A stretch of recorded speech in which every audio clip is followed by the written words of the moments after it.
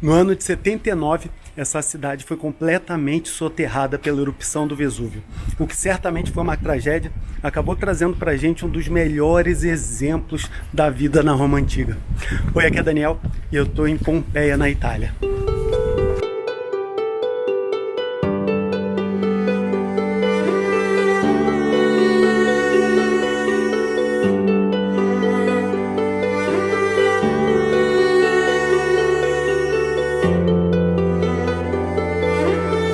Dia de visitar Pompeia, aqui na Itália. Um recado importante, quando você vier para cá de trem, não desce na estação de Pompeia, né? A estação Pompei, e sim na Pompei Scave, Villa dei Misteri. Essa é melhor. Outro recado importante, a entrada você compra aqui, ó, já dentro do local das ruínas, e não lá em várias lojas que tem lá em frente ao trem. Elas são independentes, não tem nada a ver com o oficial. Quando você compra a entrada, você tem direito a ganhar um livrinho que conta um pouco mais sobre as coisas aqui e um mapa. É só você pedir aqui no Infopoint, porque normalmente eles não dão logo de cara. Então você vai lá e pede. Tem até em português.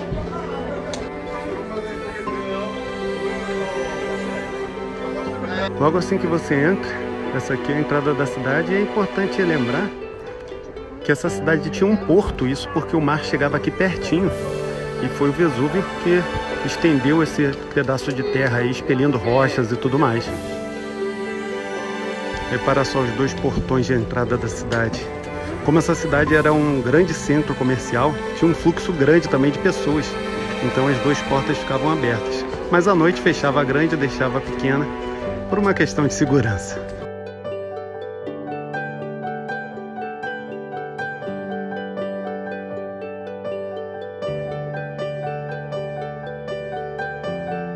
Por vários motivos, as ruas de Pompeia passavam grande parte do tempo inundadas, seja por dejetos, seja por água que os próprios moradores jogavam para limpar as ruas, ou até mesmo água de chuva.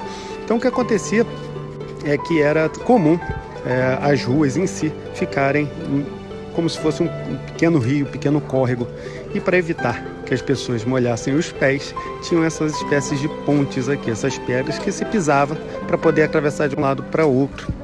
E além disso, essas pedras também tinham um espaçamento padrão para que as bigas pudessem passar por ali sem bater nas pedras. Algumas curiosidades aqui de Pompeia.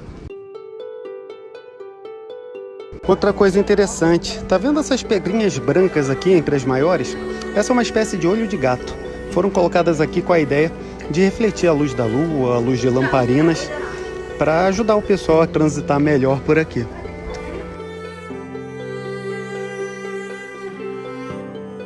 Esse grande espaço aqui era o Fórum, o centro religioso, comercial e político da cidade. Lá atrás é o Templo de Júpiter, onde tem aquelas colunas lá. Agora imagina o seguinte, aqui nas laterais, onde tem só um andar, na verdade eram 2 andares em todo o entorno desse fórum aqui. Tenta imaginar isso. Lá atrás, encoberto pelas nuvens, o Vesúvio. Esse é o Templo de Júpiter, um deus super importante para os romanos. Na mitologia grega ele era chamado de Zeus. E se você é um viajante atento e com olho bom, você já notou que dá para ver a cabeça da estátua dele ali. Interessante notar que as construções romanas, muitas delas eram feitas de tijolos e depois sim eles cobriam com mármore, tanto por dentro quanto por fora, e também colocavam mármore no chão. Infelizmente não está dando para ver o Vesúvio hoje por conta da nuvem, mas dá para ter uma ideia do tamanho dele.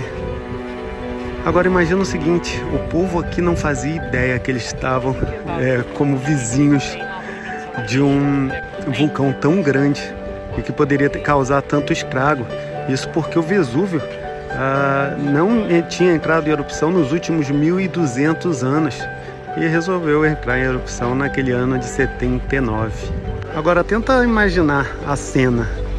Dia 24 de agosto de 79, 1h da tarde, você está levando sua vida normal, de repente, uma explosão e uma coluna de fumaça e cinzas para o alto, saindo lá daquela montanha gigantesca.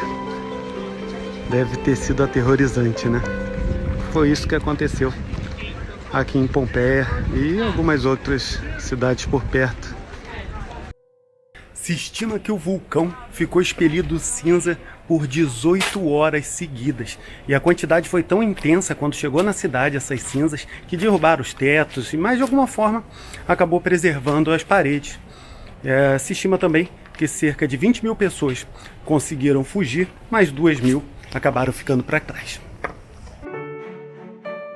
Como Pompeia é uma cidade romana bem típica, você encontra as coisas mais importantes e que vai encontrar na maioria das cidades romanas por aqui. Aqui no fórum é onde elas se concentram. Então, por exemplo, lá atrás que eu expliquei é o templo, que é a parte religiosa. Aqui do lado é a basílica, que na verdade é o tribunal. Aqui atrás a cúria, que é como uma espécie de prefeitura da cidade. E aqui no centro, uma coisa que talvez a mais importante de todas é a piazza em si, o local onde acontecia o comércio, né? A compra e venda das coisas. Pontos super importantes para uma cidade romana, todas concentradas só aqui.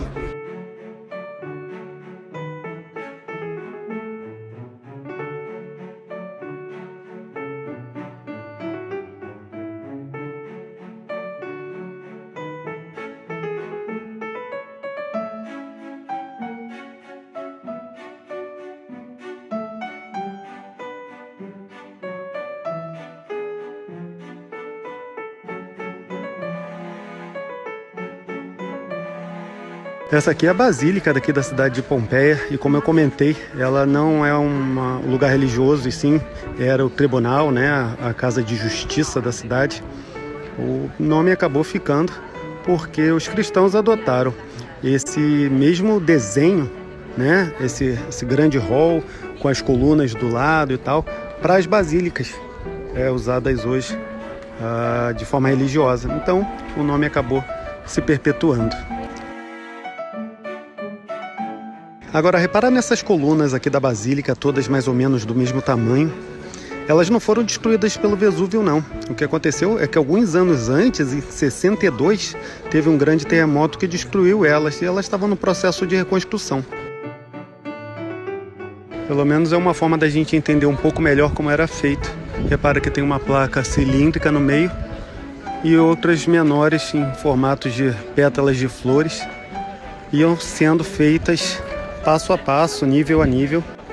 E mais tarde, como forma de economizar também, se usava uma espécie de pó de mármore com outras misturas e colocava tudo em volta para parecer que era uma coluna de mármore mesmo, mas bem mais econômica.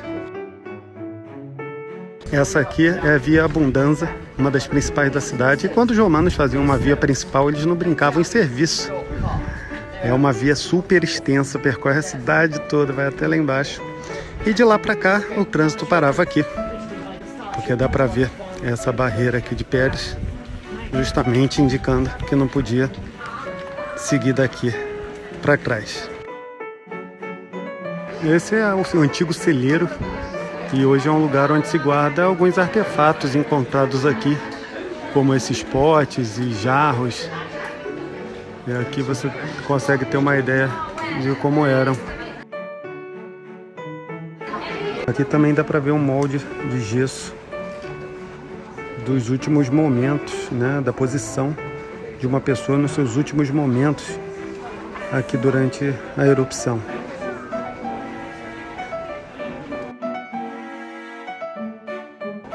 Agora, tem muita gente que vem aqui, vê aqueles moldes de gesso e acaba confundindo com corpos carbonizados da erupção, que ficaram naquele formato ali e tudo mais. E não é bem assim, deixa eu explicar melhor.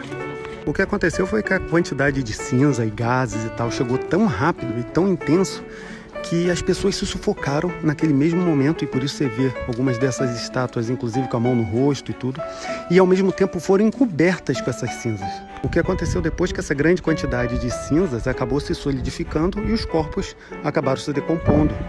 Mais tarde, os cientistas notaram que tinham espaços vazios no subsolo e resolveram completar esses espaços com gesso. É bem provável que tenha sim restos mortais das pessoas naqueles modelos de gesso, mas não são corpos carbonizados. Mensa Ponderária, local onde se fazia medição das coisas, líquidos e alimentos e tal, para que fosse vendido na quantidade certa. Além daquele sinal das pedras no chão para indicar que é um local de acesso só de pedestre, também tinha-se placas. Repara, 2 pessoas carregando um jarro, era um sinal também de rua só de pedestre.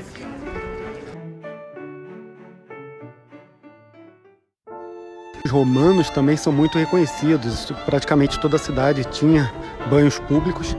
E essa aqui, por exemplo, é um dos 6 banhos públicos aqui de Pompeia.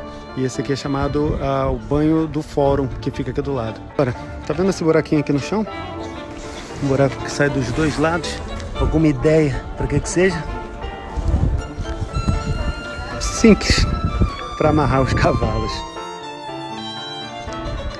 Esse aqui desse banho público é a parte destinada para os homens, porque eram separados. E essa parte externa aqui era a parte chamada ginásio, onde se faziam os exercícios antes de entrar nos banhos e sim relaxar nas águas quentes. Essa primeira sala aqui era a sala onde as pessoas entravam para trocar de roupa e tudo. Então aqui esses buracos eram onde tinham os cabides. Repara ali em cima, perto da janela, logo abaixo, tem um rosto. Aquele dali é o Netuno. Na mitologia grega, Poseidon, o deus da água, né, dos mares. Tá ele ali na entrada dos banhos. Esse aqui é o Tepidário. É uma primeira fase dos banhos, que já era um lugar mais aquecido, onde o pessoal já entrava para relaxar e esperar, às vezes, uma massagem e tal.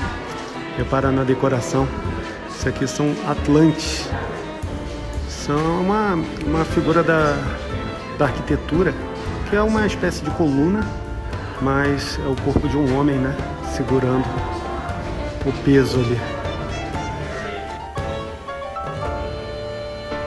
E essa sala aqui é chamada Caudário. Aqui era a parte mais quente e, se você reparar, dá para ver aqui que as paredes são duplas, com espaço entre elas. É a mesma coisa acontecia com o chão, e o chão era aquecido por baixo. Então ele ficava bem quente, o calor também subia pela lateral das paredes, fazendo isso aqui uma caixa realmente aquecida. Aqui tinha uma espécie de chafariz, uma fonte que jogava água para o chão. Conforme a água batia no chão, ela evaporava e criava aquele ambiente de vapor aqui no estilo de uma sauna. Lá no final, uma banheira para o pessoal relaxar.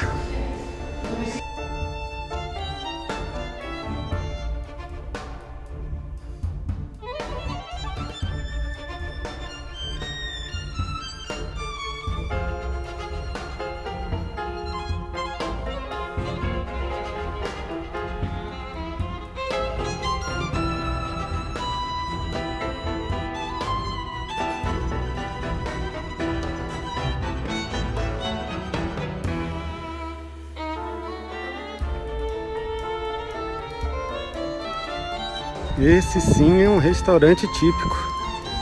Esse aqui é o Thermopolium, o nome que dava. Porque aqui não era normal para os romanos fazerem comida em casa e tal. Muitos tinham casas pequenas. Então eles vinham nessa espécie de restaurante local. E aqui era feita sopa, comida. E nesses buracos, onde a comida era colocada, e a bebida também, seja para manter a bebida resfriada e a comida quente. E aí você podia pegar sua comida aqui na frente, entrar para comer lá dentro, ou simplesmente levar para a viagem. Mais uma coisa interessante, tá vendo essa marca aqui na entrada, essa marca reta, essa linha? Aqui era uma cortina é tipo uma porta de correr no formato de sanfona que tinha nos lugares aqui. Obviamente, aqueduto não poderia faltar aqui em Pompeia para trazer uma água potável para a cidade. Mas o interessante é que você ainda consegue ver algumas partes da tubulação de chumbo que era usada na época.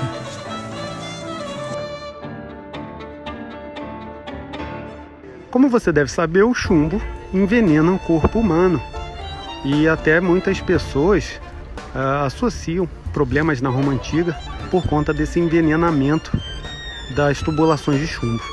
Mas essa é uma outra história. Se você tiver com sede, tem essa torneira aqui, bem mais moderna, que segundo as informações que eu obtive dos funcionários, a água é potável, então você pode beber tranquilo.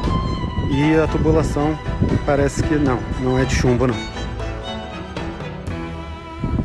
Essa é a Casa do Fauno, e se você viu meu vídeo sobre o Museu Arqueológico de Nápoles, você sabe que esse aqui é o Fauno. E você sabe também que não é o original, que está lá no museu, mas ficava exatamente aqui nessa casa.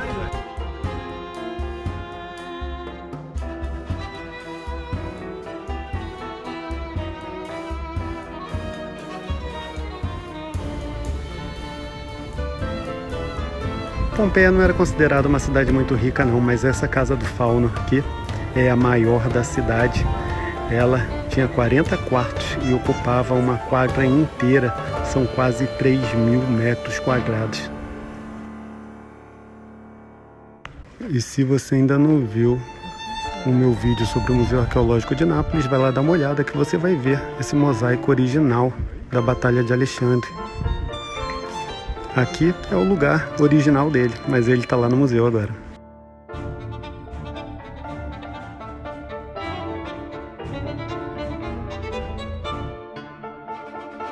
Vou notar que essas calçadas não eram com o objetivo de ser calçadas em si de pedestre, mas sim de esconder a tubulação. Por isso, elas ficavam mais altas e acabavam servindo para os pedestres. E essa aqui é a padaria do bairro. Cada bairro tinha a sua. Eram espalhadas pela cidade. Lá o forno, aqui o moedor de grãos. Repara, entravam umas barras por aqui e girava-se, ou com animais ou até com escravos para moer os grãos. Olha isso. 2000 anos depois e o bordel da cidade continua super popular. Essa fila toda é para ver o bordel da cidade.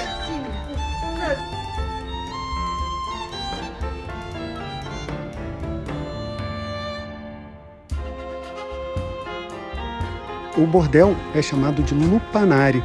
Isso porque as prostitutas eram apelidadas de lupe, que quer dizer loba. Diziam que pelos sons que elas faziam para atrair os clientes. É um lugar super simples, com alguns desenhos pornográficos na parede, com quartinhos e tal. E na parede também estava escrito o nome de alguma das garotas. E devido à diferença dos nomes, dá para notar que elas vieram de outras partes do Mediterrâneo.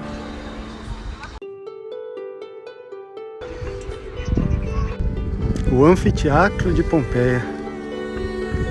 Um coliseu em miniatura. Imagina só você ser jogado aqui no meio para lutar contra outros animais ou até contra outras pessoas. E só sai um. Deve ser uma situação delicada.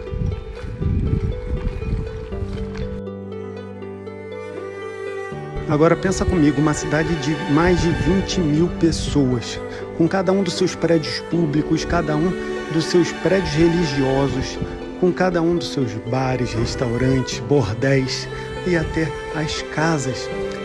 Cada casa de cada pessoa. E cada uma dessas casas com a sua própria personalidade, a personalidade do dono, com todos os seus detalhes e particularidades. Tudo isso foi congelado no tempo há 2000 anos.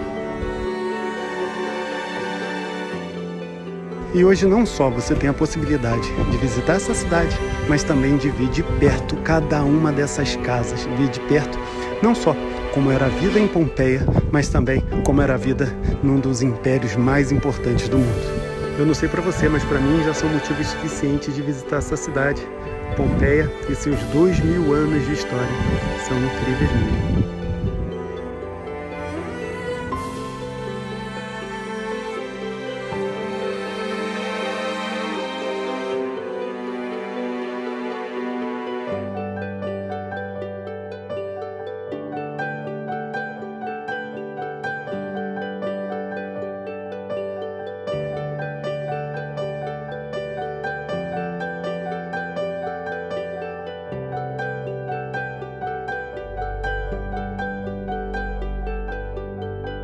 Sem dúvida foi uma tragédia, mas que acabou preservando uma cidade por 2000 anos. Se você gosta de história antiga, principalmente de história romana, você não pode deixar de visitar Pompeia. E não deixa também de entrar lá em goeuropa.com.br/Eurotrip e baixar um e-book gratuito para te ajudar a viajar mais e melhor. Um abraço, tchau, tchau.